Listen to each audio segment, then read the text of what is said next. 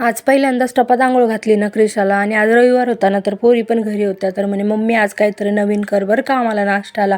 रोज रोज भाजी चपाती खाऊन खाऊन कंटाळा आला ना, तर चला म्हटलं माझं मस्त ढोकळा बनवते ना तुमच्यासाठी एकदम टेस्टी. तर मस्त वाटीभर बेसन घेतलं होतं ना, साखर मीठ हळद टाकून दिली, थोडंसं हिंग टाकलं होतं ना, हिरव्या मिरच्या पण टाकून दिल्या होत्या, लिंबू टाकलं होतं, एक लिंबाचा अख्खा रस टाकून दिला होता ना.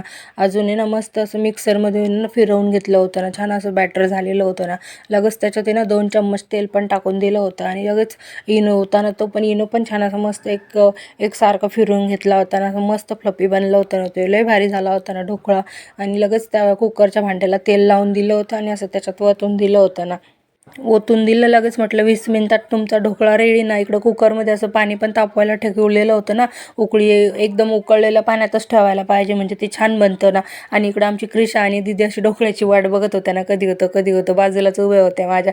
त्यांना म्हटलं थांबा आता, 20 मिनिटं झाल्याशिवाय ते काय होत नसतं ना. मग काय लगेच असं 20 मिनिटानंतर काढलं, तर तुम्ही बघू शकता कसं मस्त ढोकळा फुगलेला होता, एकदम असा टम्म झालेला होता ना. खूपच छान असं जाळीदार टेस्टी, तर खूपच भारी होता ना. चला मग बाय बाय, भेटू नवीन ब्लॉगमध्ये.